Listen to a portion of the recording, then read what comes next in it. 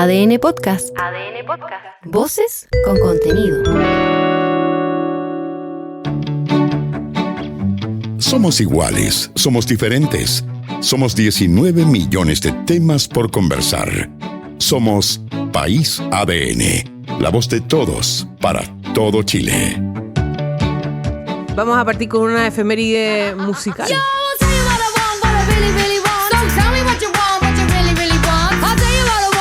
Hagamos la casetera. Todas la reconocen. Todos y todas la reconocen, supongo. Qué día, ¿eh? Qué honor. Yo creo que van a pensar que porque no está Aldo yo me desbandé y estoy haciendo lo que yo quiero en el programa y me puse millennial y pop. Cosa que es verdad. Cosa que no es tan cierta, porque quien hizo la solicitud de comenzar con esta canción y con esta efeméride fue don Gonzalo Muñoz. Un Z. No, ¿qué? ¿Tú eres millennial, po? No, Z. Yo tengo 46 años, voy a cumplir 47, a pesar de que demuestro 32. No, Sí, mentira. toda la gente se me pone dice edad, eso. se pone. Sí, sí. Ah, Pero tú eres millennial.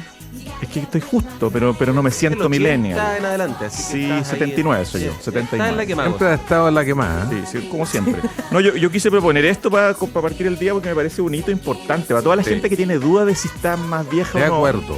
Si vivió esta canción, en algún Sí. momento la bailó, ¿verdad? Toda la gente decía cualquier cosa, no entendía lo que la canción Sí. decía. Yo de hecho quería decirlo acá. I tell you what I want, what I really Ok. want, decía. Para que después la cantemos al final, todos la tratemos de cantar. Vamos a poner Pero vamos a poner 30 el karaoke años. en el streaming, Gonzalo. 30 Ahí años me guardiaste, parece ¿eh? como 30 bonito. años, o sea, de Un hecho, hito. fue lanzada el 26 de junio de 1996. Exacto. Sí. Yo pensé que había sido después. Estábamos bien. No, 30 años, pues si yo lo Bien. encontré heavy, por Yo eso estaba lo viva, sí, proponía. estábamos vivos, yo estaba viva también. Obvio. No, no está novio, yo tenía Éramos más 5 chicos, años. Éramos más chicos. Yo tenía 8. Yo tenía 5 Yo años. éramos flacos. ¿Y cuántas veces han venido las Spice Girls a Chile? ¿Alguien No, me sabe, pilles, no? yo sé que la Camila sabe ese dato. Pero estuvo en el festival una vez, estuvieron en el festival, ¿o no? Sí, Festival de Viña. No sé. Sí, yo creo que Que- sí. yo creo que las Spice Girls fueron demasiado igual para nosotros. Como grupo nunca han venido a Chile, ¿de acuerdo? No. a... Nunca han venido a Chile. ¿No? No, sí, Bueno, yo creo que no. Iniciemos esa campaña. Bueno, tampoco. ¿Ah? ¿A un festival de qué? Olmuy. Al muy autóctono. No, bonito Spice Girls. Yo creo Bonito que es Spice bonito Girls. celebrarlo, bonito 30 años, un día viernes. Todos deberíamos proponer un fin de semana largo, por lo menos una canción de Spice Girls. ¿De veras? ¿Qué fin de A mí me largo? gusta Qué To buena Become One. noticia. Oye, Esa estaba es pelada bonita. la calle, ¿eh? Estaba Oye, pelado. agradezcamos a Andrés Da la Huerta calle. que hoy día está aquí animando este programa. Siendo patria. Les saludamos No, a animando, por Chapacase. No, muy animando. bien. Animando. No, gracias por la bienvenida, muchachos. No, pero lo que decía... Es que ellos son dueños de casa, Andrés, no Por sé eso si te te has digo, dado sí, cuenta. por eso... Te queremos entrevistar a Andrés hoy día también. Queremos, No, por favor. Cuéntanos. La percepción que tú tienes, Marcelo, la gente se empezó a ir de las calles hace un poco más de rato. O sea, esta es la Como primera 2 días. semana de vacaciones de invierno. Ya lo fuimos. Sí. En forma, y se ve menos gente, por lo menos aquí en el Eudoro Yáñez, en algunas otras arterias. Suertudos aquellos que están con sus hijos de vacaciones. Y no tienen Ovalá que dejar al está colegio. vacía. Sí.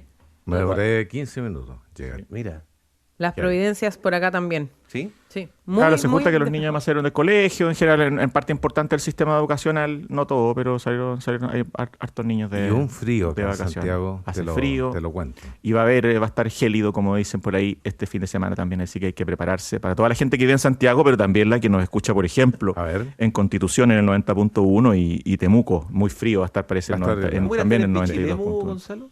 ¿Por qué vas a Pichilemu? Sí, yo voy. Yo también. Yo. ¿Ah, ¿En serio? Sí. Ah, mira. Oye, aquí no está Pichilemo en el listado de los... Mal. No, pero, mal. Mira, debe llegar clarita la de Rancagua, 103.7, o si tienes 103.7. suerte la de Curicó. Bueno, si hay alguien en Pichilemo escuchando, que conecte el 103.7 a ver si es verdad. Andrés ¿ah? dice la verdad. Sí, no, sí dice la verdad, obviamente. Un periodista- Andrés, como te periodista estarás serio. dando cuenta, hoy día tenemos a gente que se conduce sola y ya lo escuchaban ustedes, los conocen. Estamos con Marcelo Mella, investigador del Departamento de Estudios Políticos de la Universidad de Santiago, cientista político, columnista y escritor. Marcelo, como siempre, un Hola, gusto. hola. Estamos vestidos Buenos días. iguales. Hola, Marcelo. Sí, ¿verdad? Mira, estamos Oye, iguales. súper buena tu presentación. Escritor, columnista, Sí, investigador, no. estudios Tengo otra políticos. para este año. Sí, Para la profesor. renovación del contrato. Yo diría, te voy a decir- Soldador Que acaban de Hoy te renovar voy a decir, contrato. Profesor, Sí. profesor. Te voy a decir. Profesor Mella, acaban de renovar contrato. Además, Mira. tú también, Gonzalo. Gonzalo Muñoz, sociólogo y profesor de la Facultad de Educación de la Universidad Diego Portales, miembro del Consejo Nacional de Educación. Sí.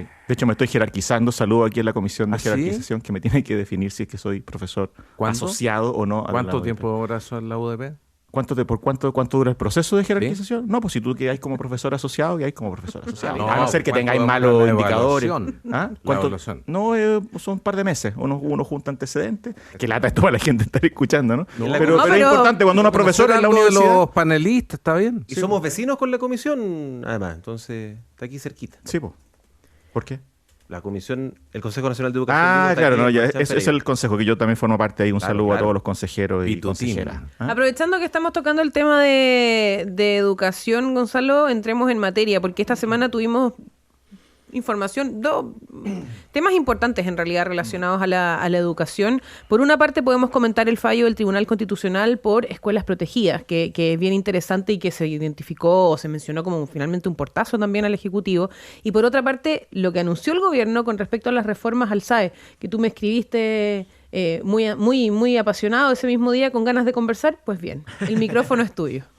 Dijiste, Bueno, el que sabe, tú eres el que sabe. No, yo creo que, a ver, importante lo que tú estás diciendo también de que fue una semana, creo yo, bien relevante para la discusión de política educacional, en el sentido de que después de varios meses de una discusión además bien intensa que se provocó a propósito de este episodio dramático de violencia en Calama, ¿se acuerdan? Y que derivó también, yo creo que legítimamente en una preocupación del gobierno por tratar de afrontar esa situación y en general los desafíos que tenemos en materia de violencia escolar en el sistema con una ley que fue muy discutida, que fue muy controversial porque abordaba esta problemática, digamos, desde una mirada bastante parcial, que fue bien criticada.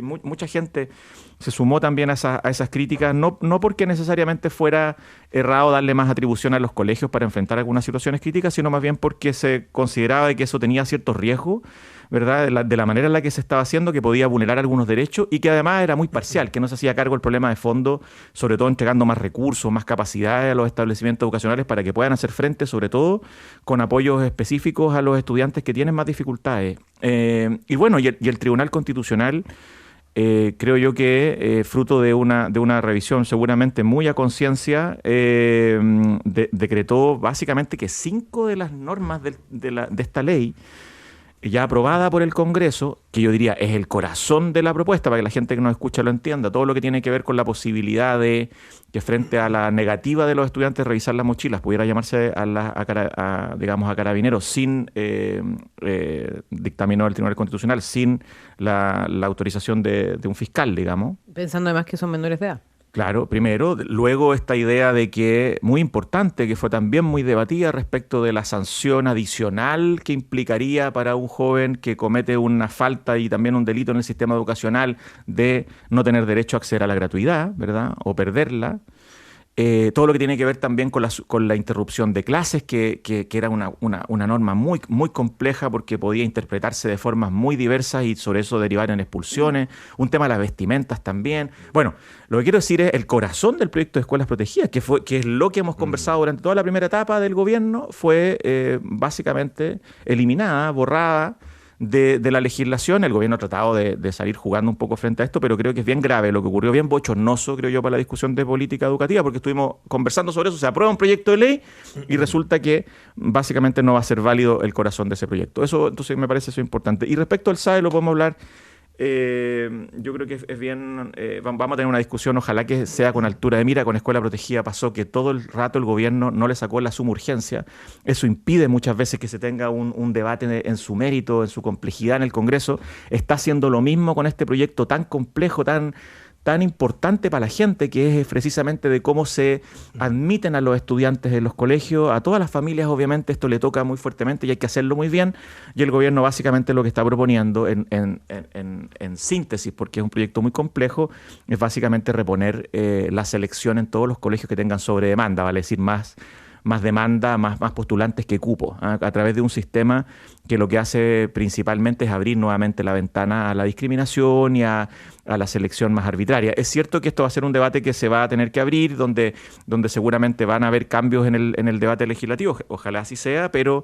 Y ojalá sea más rápido, digamos, ¿no? Claro, sí, pero que al mismo tiempo sea rápido como... y profundo, digo. Claro, sí, y no apurado. Exacto, y que se cautele, yo creo, lo más importante, que es que no retrocedamos en algo que para el país creo que ha sido muy importante, que es que efectivamente el sistema de admisión escolar, con todos los problemas que tiene, ¿verdad? Así ha sido indicado por una una mesa técnica que funcionó todo el año 2025 al respecto, una parte del 2025, planteó claramente, bueno, hay avances que tienen que ver sobre todo con la igualdad de trato y la no discriminación para las familias y los estudiantes. Desgraciadamente, este proyecto abre un poquito la ventana a retroceder en esa materia y creo que si uno pone el foco en los niños, las niñas, los jóvenes, que son los que tienen el derecho a ser tratados de forma no discriminatoria, igualitaria, eso debería ser el principio fundante a cuidar en la discusión que vamos a tener en los próximos meses. Sobre escuela protegida, yo creo que es importante, bueno, Gonzalo ya ha hecho una descripción exhaustiva de la discusión del tema y de los inconvenientes para el gobierno de la decisión del Tribunal Constitucional. Ahora, yo diría que es bueno tomar nota de que esta freno de mano que se le da a esta reforma tiene que ver con la decisión de un órgano que los que hoy día son oposición cuestionaron severamente en los últimos 10 años. La tercera cámara, le decían muy despectivamente. La opinión de la mayor parte de la izquierda en Chile fue que había que terminar con el Tribunal Constitucional, porque favorecía ciertos intereses sobre otros, y lo que estamos viendo ahora es que hay un fallo que es realmente un mecanismo de protección en la perspectiva de la actual oposición, defendiendo valores que son no solo de rango constitucional, sino que son mínimos comunes para ese sector político. Entonces yo diría, este botón de alerta nos advierte que quizás lo que está fallando en el fondo es la manera de discutir sobre problemas de alta importancia, alta trascendencia, y que esa es la causa de estos ires y venires que estamos teniendo prácticamente en todos los temas relevantes, ¿no? Cambia el gobierno, retrocedemos, negamos lo que hace el gobierno anterior. A mí me parece que la decisión del Tribunal Constitucional en lo sustantivo es sensata. Hay bienes jurídicos que hay que cautelar, la privacidad de los jóvenes, y creo que aunque se revisen todas las mochilas de Chile, el problema de la violencia en los colegios se debe abordar multidimensionalmente. No solo responde a aquellos estudiantes que pudieran tener armas en las mochilas o, podrían tener un comportamiento radicalizado en términos políticos, sino responde, creo, tiene raíces mucho más estructurales. El tipo de familia, la responsabilidad de los padres, la experiencia de la segregación en Chile, de la desigualdad, la violencia en los barrios donde viven los jóvenes hoy día, la economía informal del narcotráfico, el crimen organizado que lo vemos en todo el país. Creo que esos temas, si no se atacan integralmente, la experiencia del colegio va a seguir siendo una experiencia con mucha violencia, con mucho deterioro. Entonces, cuando discutimos este proyecto de ley en este mismo panel, hace varios meses atrás, yo recuerdo que los tres que estábamos acá dijimos es totalmente insuficiente. Más allá de la vulneración de derechos que supone la revisión sin orden de fiscal o de tribunal alguno. El tema es la discrecionalidad también, exactamente, Marcelo y Gonzalo, porque mucho del peso, lo denunció el Colegio de Profesores, iba a recaer en los maestros, de la revisión, del control, de la posterior denuncia, con unas jornadas que ellos ya tienen extenuantes de preparación de clases, de la revisión de pruebas, y además de ser los garantes de estos ítems de seguridad, Gonzalo. En este caso los profesores pusieron esta voz de alerta hace rato en un contexto, y vamos para allá enseguida, en que la seguridad sigue siendo uno de los temas más preponderantes para la ciudadanía. Claro, le entregaba lo conversamos acá también, quizás porque lo conversamos antes, nos han renovado, la dirección de esta radio nos ha informado formalmente que hemos sido renovados, al menos por un año, al menos por una temporada, lo que nos deja muy contentos. Queremos agradecer públicamente a todas las autoridades de esta hermosa emisora. Institución. Y a todos los radioescuchas también que nos han respaldado, y gracias a eso estamos renovados por un año. Estamos vivos. Sí. Claro, efectivamente lo que termina ocurriendo, como bien dice Andrés, es que el proyecto y la ley en realidad entregó una responsabilidad a los colegios que muchos actores advirtieron que da este espacio de discrecionalidad, y que también, sobre todo en esta norma respecto de la gratuidad, lo que hacía de la educación, y esa va a ser interesante leer el fallo en detalle, porque efectivamente también lo que conversamos acá en su minuto es que es que la educación debería ser el espacio de primero es un derecho, evidentemente, y es un derecho que es habilitante, ¿verdad? Que habilita a las personas para participar en la sociedad y para también ser parte entonces del conjunto de los otros derechos sociales. Entonces, claro, cuando uno dice, además de lo que ya implica una sanción de una expulsión e incluso en el caso de un delito, que eso se le agregue además un castigo, como era un poco la lógica que el gobierno quiso darle, ¿verdad?, a esto y decir, bueno, entonces además pierde esta idea del beneficio. El gobierno habla mucho de la educación como beneficio, que es algo que a mí por lo menos me choca muy fuertemente, ¿verdad? Porque al revés, la educación, sobre todo para los estudiantes vulnerados, para los estudiantes que lo han pasado mal, para los estudiantes que también, digamos, fruto de sus historias de vida, han estado en situaciones muy complejas. Bueno, la educación debería ser precisamente un apoyo fundamental para, por ejemplo, por supuesto, también reinsertarse en la sociedad. Entonces, yo creo que todas esas cosas son las que jugaron en contra. Yo insisto, hay que leer. Yo por lo menos leí el fallo completo, entiendo que todavía no sale, y más bien fue el comunicado de prensa. No sabemos cómo votaron también. Claro, y tenemos que saber bien los fundamentos porque va a ser bien relevante, no solo para esta discusión, sino también algunos ya están diciendo para todo lo del registro de vándalo, para la discusión sobre el sistema de admisión, que todos de alguna forma van a poner sobre la mesa la discusión sobre la discrecionalidad, sobre las posibilidades de discriminación. Exacto. O no discriminación, y creo que eso debería... a mí me da pena porque volvemos un poco a una discusión de varios años atrás, pero vamos a tener que volver a conversarlo. Entiendo que el gobierno ha anunciado que, dependiendo del fallo, de los argumentos, podría aplicar algún veto. Claro. Intervenir la redacción del proyecto. Claro, un veto presidencial.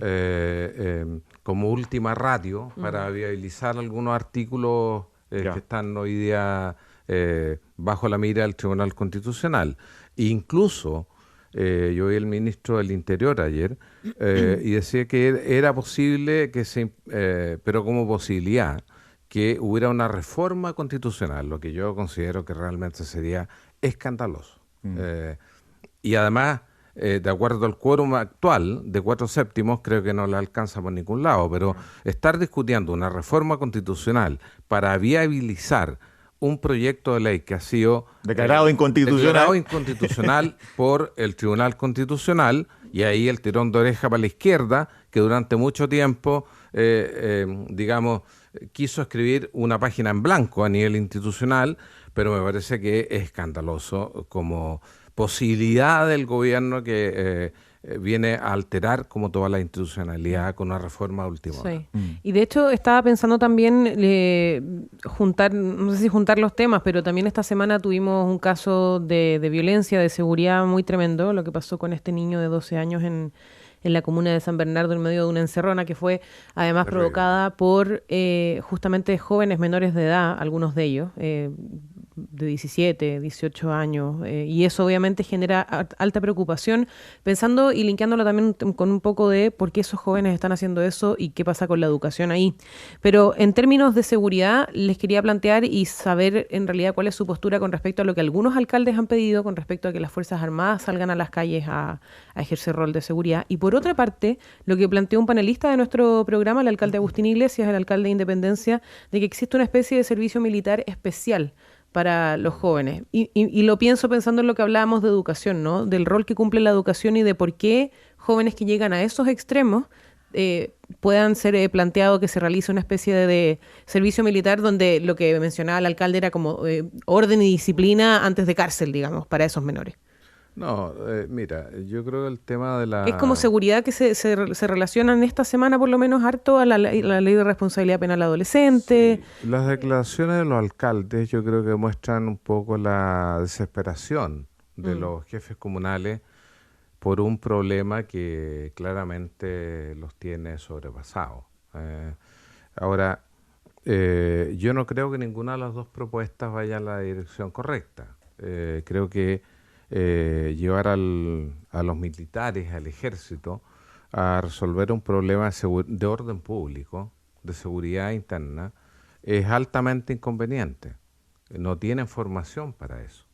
No tienen, creo yo, atribuciones constitucionales y la posibilidad de que participen de eventos con desenlace de muerte y que en lugar de generar un mayor consenso respecto de qué debe hacer el Estado en materia de seguridad, disuelva el sentido común y polarice al país en torno a si el Estado le corresponde o no reprimir la violencia. ¿Te das cuenta? Entonces creo que la discusión pública se puede desordenar y puede ser muy lamentable cuando los militares en la calle, que es lo que saben hacer, disparen contra un civil, termine gravemente herido, termine fallecido, y obviamente cualquier consenso social respecto al tema se disuelve. Entonces creo que no va por la dirección correcta.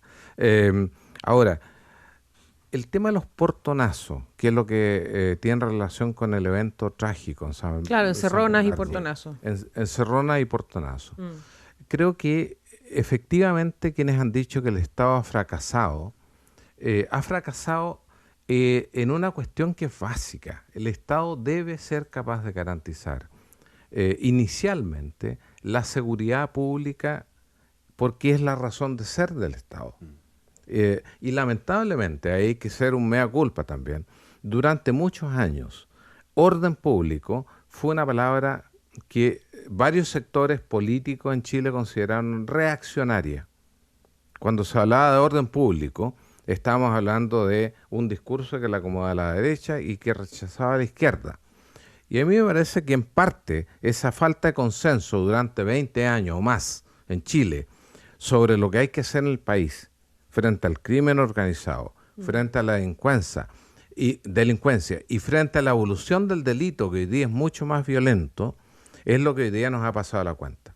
Entonces, lo que yo creo en Santiago, sin ser centralista, pero en Santiago tenemos perfectamente mapeado las zonas de la región metropolitana donde se concentran los portonazos, los asaltos a los autos, los asaltos residenciales. Tenemos georreferenciado, de hecho, en el Mercurio hoy día hay un reportaje donde están cortados y pegados los mapas donde se concentran los eventos. Están levantados datos de fiscalía. No hay nada que inventar. Ahora uno se pregunta, ¿por qué en buena parte de estas zonas donde se concentra el delito a veces no hay ningún retén cerca? Yo pongo el caso, por ejemplo, del triángulo de Estación Central con el barrio Yungay, ese sector Quinta Normal. Pasando por Brasil, donde hay una permanente ausencia de personal de Carabineros. Y nosotros sabemos que el número de eventos que existe ahí y que la situación geográfica de ese sector, que tiene vías de escape rápida, demuestra que hay una racionalidad al momento de decir dónde vamos a cometer los asaltos. ¿Por qué el Estado, en colaboración con los alcaldes, no puede coordinar acciones, intervenciones de mayor efectividad si los datos más los estratégica? Tenemos? Claro, los datos, y discutimos de esto en torno a consignas. No, los militares a la calle, no, medidas que son efectistas, que son para redes sociales, pero los datos los tenemos. Entonces, no hay que inventar el agua hervía acá. Yo esperaría que el ministro de Seguridad tomara esa información, que el ministro del Interior también trabajara con esos datos y estableciera planes con los municipios para resolver la falta de presencia policial que hoy día es no solamente en Santiago, en las grandes ciudades es evidente. Sectores que están abandonados. Y tenemos un problema de reclutamiento de carabineros que es histórico. Bueno, el nuevo ministro de Seguridad, el actual ministro de Seguridad, Martín Arrau, tiene un desafío muy grande al respecto. Lo que tú decías, Marcelo, complementa con lo que hacen no solo los municipios, sino que también las autopistas concesionadas. Ellos también están participando de planes y proyectos que engloba el plan Calles Protegidas. Pero a propósito de Arrau, el otro día cuando fue la reunión protocolar del general director de Carabineros Marcelo Araya, y en otra instancia también, cuando el general director se sube a un operativo en el metro de Santiago, no recuerdo si fue en la línea 2 o línea 1 en su momento, dijo que faltaban del orden de 7.000 carabineros para que ahora esté funcionando, claro, en régimen, ¿no? Al menos. Por lo tanto, es una solicitud que viene de hace rato, y también es una preocupación porque en los últimos años, desde el fraude en Carabineros, pasando por el estallido social y otros fenómenos que se han suscitado en la historia reciente, ha bajado la dotación de Carabineros de Chile. Sí, Gonzalo, ¿cuál es tu impresión con respecto a lo que decíamos también de estos menores también involucrados en estos delitos? Sí, yo creo que tiene varias aristas este tema. Efectivamente, yo creo que estoy de acuerdo con lo que decía Marcelo, de que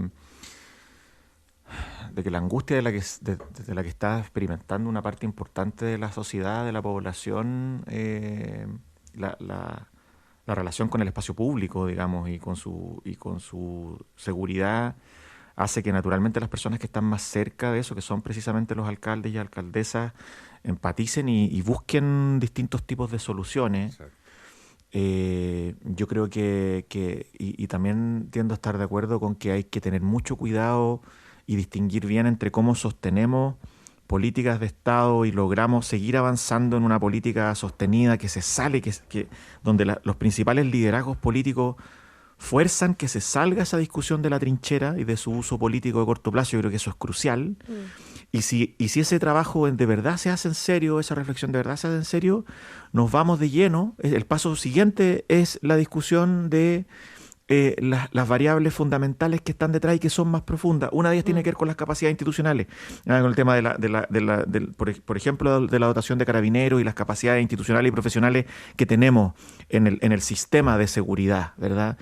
Y por otro lado, la discusión sobre la infancia, sobre los jóvenes, sobre qué hemos discutido bastante en la última década, diría yo, respecto de cómo avanzamos en que los distintos centros, en que las distintas instituciones que atienden a la infancia, la escuela de partida, pero también el resto de las instituciones, sobre todo cuando los niños y jóvenes ya están en situaciones de mayor vulnerabilidad o que han cometido también delitos y han participado en actos de distinto tipo. Yo creo que es muy difícil creer de que vamos a lograr recuperar en serio el espacio de seguridad para nuestra población si no nos hacemos cargo de lo que está pasando ahí. Es cierto que eso es una respuesta de muy largo plazo y mucha gente que nos está escuchando decir, bueno, pero es que entonces algo hay que hacer ahora y por eso que la demanda de sacar a los militares a la calle, claro, pero parte de lo complejo que tienen estos temas es que lo que ya sabemos por la experiencia internacional, por todo lo que hemos aprendido en el mundo, es que no hay respuestas fáciles. Por eso es que es tan importante que el sistema político esté a la altura y que yo creo que para el caso de educación, para el caso de seguridad, en realidad para muchos temas, como salir un poquito de ese espacio, de esa mirada de corto plazo y de trinchera, cuesta, porque el sistema político yo creo que está en un momento súper difícil, súper estancado, de un debate que es pobre muchas veces, que es solo de trinchera. Entonces yo por lo menos creo que la forma en el caso de la seguridad, la forma de salir, más o menos sabemos por dónde va, pero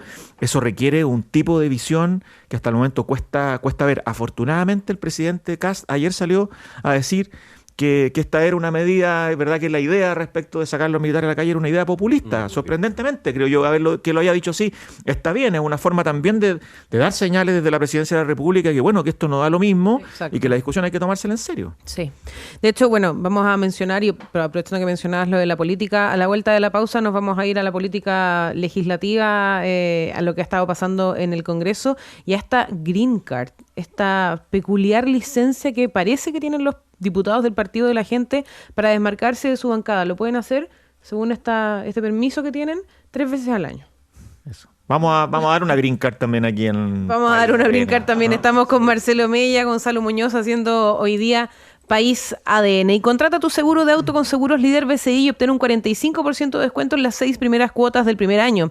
Deducible 3 y 5, porque no es lo mismo ahorrar que ahorrar en serio. Solicítalo en sucursales, en segurosliderbci.cl o llamando al 600-380-0010. Con Líder BCI, ahorra en serio, ahorra todos los días. Hay una nueva generación de empresas más ágiles, más rápidas y más inteligentes. Son las empresas agénticas. Con Defontana integras inteligencia artificial que automatiza, anticipa y mejora tus decisiones. Porque esto no es el futuro, es ahora. Cambia tu cabeza con Defontana. Con Claro vive el fútbol en 4K. Si eres cliente TV Claro, disfruta televisión 4K con 4 veces más definición. Y si aún no lo eres, cámbiate al doble pack premium de Claro y vívelo como nunca antes. Claro. ¿Y sabías que existe una forma segura y rápida de entregar los medicamentos en centros de salud? Y Locker Medical de Maletec hace esto posible. Ideal para centros de salud y farmacias que buscan eficiencia y seguridad. Conoce más de este servicio en maletec.cl. Día viernes, panel del País ADN que ustedes escuchan desde las 9 junto a Marcelo Mella, investigador del Departamento de Estudios Políticos de la Universidad de Santiago, cientista político, columnista y escritor, y Gonzalo Muñoz, sociólogo y profesor de la Facultad de Educación de la UDP, miembro del Consejo Nacional de Educación. Conversábamos junto a Marcelo, Gonzalo y Piedad fuera de micrófono las implicancias de este video que se viraliza muy rápidamente, captado en Villarrica, donde está de visita el presidente Kast en la región de la Araucanía, y tiene esta suerte de altercado con una familia, hay un niño arriba de los hombros de su padre. Escuchemos el momento, lo tenemos. Para que vea la realidad de este país, señor. Usted es un nazi, tiene a los viejitos sin pensiones, tiene a los niños, le está quitando las raciones escolares. Eso es lo que hace usted, señor. Eso es lo que ha hecho usted con este país, lo tiene en la ruina en este tiempo. Así que usted está usando este momento, usted está usando este momento social, usted está usando este momento social. Ya, bueno, ustedes escuchan la tole tole, la voz de la mamá o de la pariente del niño, y el presidente por el otro lado, sacando el limpio, él le dice: lo siento por usted joven, al niño, lo siento por usted joven, ánimo, fuerza y fe, nunca se deje intimidar, que su mamá no lo use a usted, de modo imperativo al niño, y luego se dirige a la mujer y le dice: usted no use al niño en una situación como esta. No, muy lamentable. ¿Qué les parece la situación o la reacción? Me parece penoso. Pero además el presidente reaccionando de una manera bastante... Claro. Sí. Me parece muy penoso porque me parece que el presidente Kast en ese momento olvidó por completo la dignidad del cargo. Lo que se le criticó tantas veces al presidente Boric por no usar corbata, porque se le salía la camisa al pantalón, pero en este caso es algo bastante más grave. Es el presidente gritándole a un niño, a la mamá, y hablándole al niño para, yo diría, cuestionar la autoridad de la mamá. Para un presidente que dice valorar tanto la familia, me parece que el gesto político del presidente ayer es lamentable. Ahora, todos podemos tener errores, exabruptos, y el presidente un mal día, y el presidente podrá dar las disculpas del caso. Pero me parece que la imagen es muy fuerte. Además, él apuntando al niño, a un menor de edad, diciéndole, es tu madre, preguntándole, claramente con un comportamiento agresivo. Verbalmente, me parece el tono agresivo, me parece que daña la dignidad del cargo. Es mucho más allá que un acto de violencia contra un menor verbal. Yo creo que lesiona la autoridad del cargo. Y yo digo lamentablemente, porque estamos llenos hoy día, en este momento histórico, de presidentes que se dan gusto en el ejercicio del cargo, que dañan la dignidad de instituciones que han costado al menos 200, 300 años construir. Entonces esto es algo que supera al presidente Kast, pero que lamentablemente el presidente muestra que en ese punto está en continuidad con malas actuaciones de los presidentes que estamos conociendo alrededor del mundo, ¿no? El presidente Trump nos tiene acostumbrados a declaraciones que implican una falta de respeto hacia actores sociales o actores políticos, pero que al mismo tiempo dinamitan la legitimidad presidencial de él. El presidente Milei, ni hablar, se refiere en términos irrespetuosos y groseros a la oposición, y al mismo tiempo erosiona la legitimidad del cargo que él mismo detenta. Entonces, creo que es una señal muy equivocada, muy lamentable, y que no es propia, por lo menos, de la tradición política en Chile. Gonzalo Muñoz, estamos hablando de un correctivo casi. Sí, fue raro, la verdad. Yo una reflexión seria y una no tanto. La seria es que sí, a mí me llamó la atención esto que mencionaba Marcelo sobre la manera en la que el presidente interpela al niño. y perdón que me dé la vuelta tan larga, pero a propósito de la discusión sobre la selección a los colegios, donde el discurso del gobierno está haciendo la familia tiene que volver a elegir, y lo que tú decías, como un gobierno pro familia, digamos, pro... Ya construida en base a partir de la familia. Exacto, y el rol de los padres en la elección de eso, y cómo eso incluso a veces está por sobre, porque esa es la discusión que a veces se abre, ¿verdad? Claro. No, y el rol de la madre, del apoderado, por decirlo así, versus el niño. Él trata de hacer una distinción a decir, tú tienes un derecho que es distinto, digamos, y que es independiente de lo que tu familia plantea, que es precisamente un argumento que a veces a mí me gusta mucho usar para decir, es cierto eso, pero sin devaluar, como hizo también la autoridad, que es el otro gran discusión que hay en torno como a la relación con la familia. Pro-choice, pro-decisión individual. Exacto. Y es lo contrario a lo que él siempre ha defendido. Exacto, por eso que lo encontré tan extraña la forma en la que se refirió. Y la parte no tan seria de mi argumento es que, claro, lo encontré como que estaba picado el presidente con una cuestión que había ocurrido, que ahí yo creo que se pierde, Marcelo lo decía bien, como que no logra como ecualizar bien en ese momento su entidad como presidente de la República, y además se puso a preguntarle a la mamá cuántas veces yo lo conversaba con mi señora esta mañana de ¿usted es su mamá? ¿Usted es su mamá? ¿Usted es su mamá? Le preguntó como 9 veces. Para más remate, bueno, no tiene nada que ver con el hecho, pero la controla Carabineros y descubre 2 órdenes pendientes por delito económico, por estafa. Sí. Y es ahí que se la llevan. Sí. Por lo tanto, la situación reviste otro carácter aparte, ¿no? Sí. Pero lo conversamos también antes de volver de la pausa junto a Piedad y ustedes. Falta, y desprendo de lo que dice Marcelo, falta la templanza, el quedarse más en silencio frente a una increpación como esa, cuando te emplazan. ¿Qué debería haber hecho entonces? Yo recuerdo al Marcelo. presidente Lagos cuando en una visita a terreno, un obrero, un trabajador de la construcción, Verdad. le pega un par de gritos. ¿Pero estaba en paños menores? Exactamente. Como... Sí. Y el presidente Lagos, que no tenía mucho sentido del humor, en ese momento Muy serio. se chasconea y dice, dígamelo pero con más ropita, ¿sí?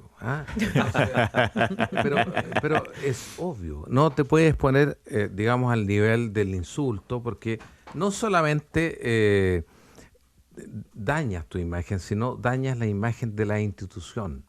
Entonces hay algo más por sobre.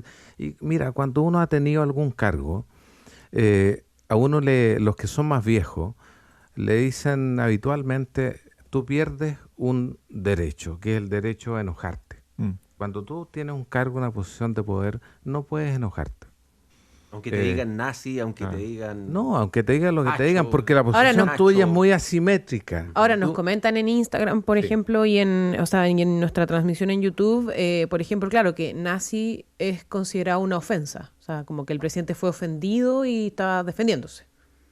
Yo creo que no hay que justificar, o sea, yo creo que el ambiente que se provocó ahí, a propósito de la situación más de polarización que en general hemos estado viviendo, sí, claro, y que algunos han enfatizado, digamos, en ciertos momentos de la historia, el propio presidente Kast y muchos otros actores, hoy día presidente Kast, pero han profitado un poquito de esta idea de extremar el conflicto, ¿ya? Y eso yo no lo digo para justificar para nada el hecho de que haya una persona gritándole epítetos a un presidente de la República. Yo creo que eso obviamente hay que condenarlo y no corresponde. De hecho, era algo que pasó mucho también con el presidente Boric, ¿se acuerdan? Y con el presidente Piñera. Y con el presidente Piñera también. Sí. Entonces yo creo que eso no hay que justificarlo. Pero eso es distinto a la discusión de que frente a esos episodios que van a ocurrir en un momento, porque además estamos en democracia, porque además es un espacio público, ¿verdad?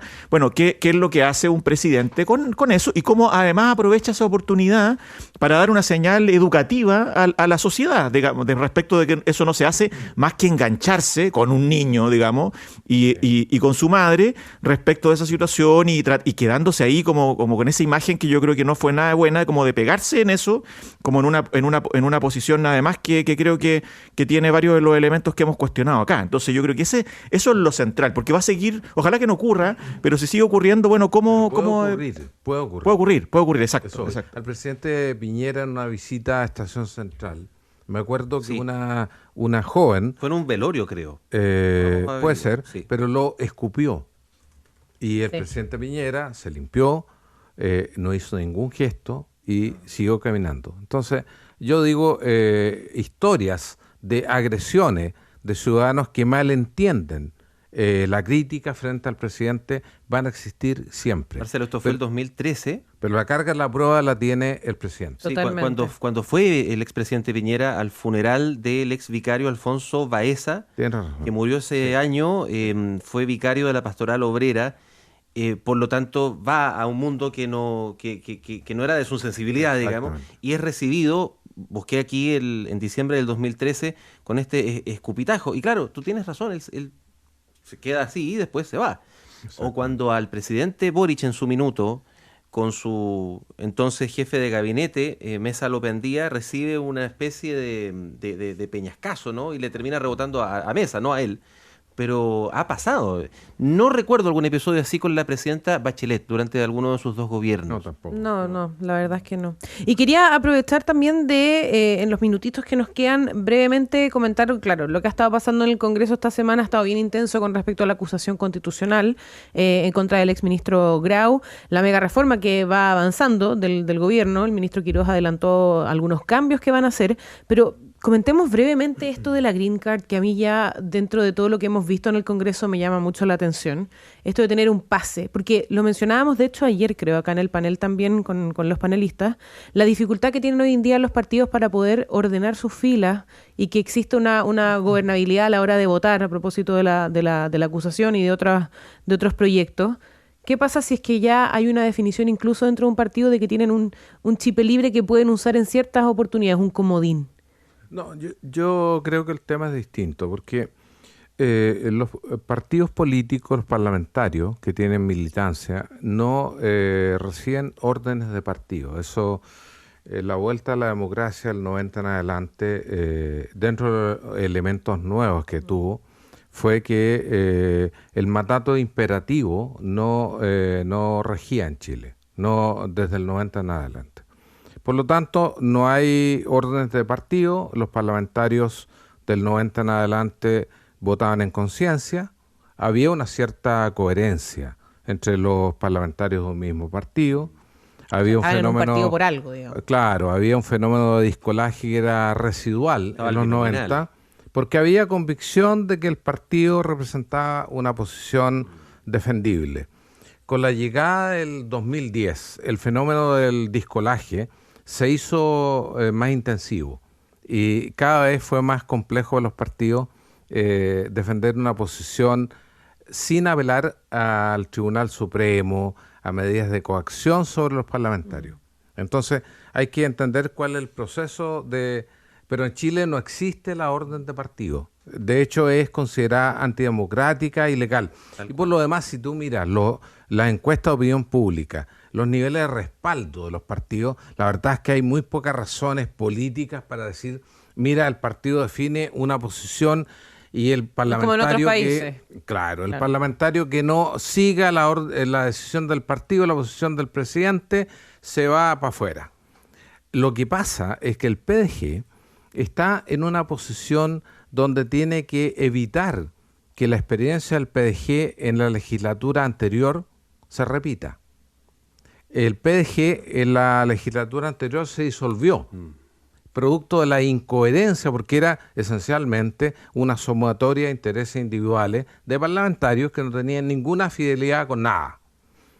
Y a partir de eso, hoy día establecieron esta figura de la Green Card para decir, mire, se puede salir de la foto del PDG en 3 oportunidades solamente. Pero primero, el tema del discolaje es un tema transversal. Y lo que pasa es que el PDG... No, digo como, claro, que lo organicen y lo reconozcan de esta forma. Es como... Está tratando de evitar la dispersión, que cada uno salga para su lado, porque ya les pasó en el periodo anterior. ¿Te das cuenta? Entonces, ese es el tema. Ahora, si es coherente o incoherente, a mí me parece que el PDG no es mucho más que un tipo de partido que apuesta a la negociación retail, o sea, la negociación proyecto a proyecto para lo que le conviene al PDG, porque cobra cada vez más caro Y el gobierno va a entender, al pasar el tiempo, que ese tipo de negociación le va a costar muy caro, cada vez más caro, ir negociando proyecto a proyecto. Detrás de eso, lo que hay de discusión es la discusión de si vale la pena empeñarse, el presidente Kast, en construir una coalición o no. Porque si construye coalición, entonces la cantidad de votos seguros de los partidos oficialistas tiene menor costo. Se dan por más o menos dados. Pero hoy día lo que tiene que hacer el presidente para un proyecto tan importante como la discusión en particular del proyecto de Quirós, de la mega reforma, es negociar partido por partido entre los partidos oficialistas. Y eso es no solo desgastante para García Rubinot y para el ministro del Interior, sino además muy costoso políticamente.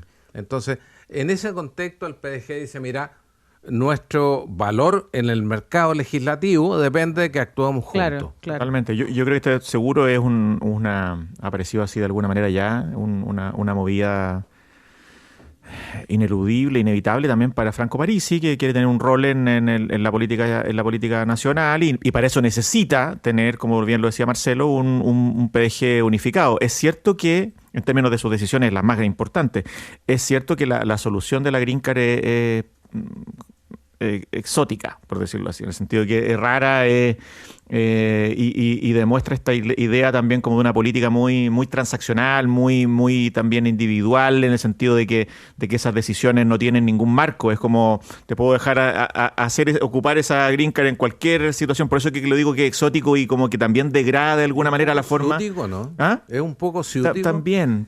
O sea, como, ¿por qué? ¿Por qué no verde? Además, ¿por qué no sé qué podría ser un comodín? Que es más como la chilena, comodín. eso habría sonado hasta claro, mejor. Un comodín, Claro.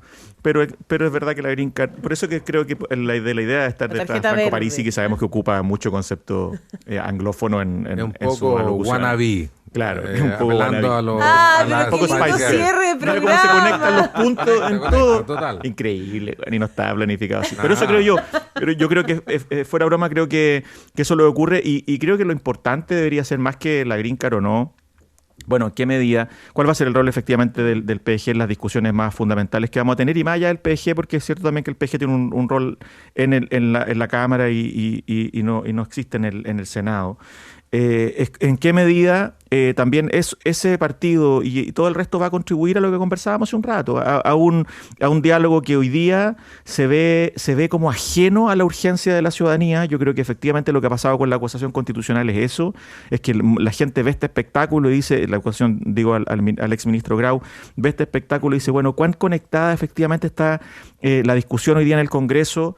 Y esto, la Green Card puede también leerse como parte de ese mismo paquete, ¿verdad? ¿Cuán cerca está de aquellas urgencias donde hoy día las personas están viviendo dificultades y están sufriendo? Y eso tiene que ver con la seguridad, tiene que ver con el costo de vida, tiene que ver con cuestiones que afectan su vida cotidiana. Totalmente. Y creo que eso, o sea, a veces el espectáculo que se da en el Congreso, desgraciadamente, y no solo en todos los sectores, para ser justo, creo que hay que mirarlo como de esa perspectiva y seguir empujando desde los distintos lugares para que eso de alguna forma cambie y tengamos un Congreso lo más conectado posible con la posibilidad de dar respuestas a urgencias y por tanto también de construir soluciones lo más consensuadas posible, que que pareciera que está siendo difícil hoy día. Está complejo, sí. Bueno, qué tremenda conversación, qué gusto. Marcelo Mella, Gonzalo Muñoz. A Aldo y a Francesca Parodi, que no, un abrazo grande. sí. Ambos afectados por distintas dolencias físicas. También les vamos a renovar, también les hemos renovado, digámoslo, tanto a Chapacase como a Parodi Sí. que nos están escuchando, les Lo confirmamos renovaron. que pueden seguir viniendo. Fueron renovados entonces y por Marcelo Mella y Gonzalo Muñoz.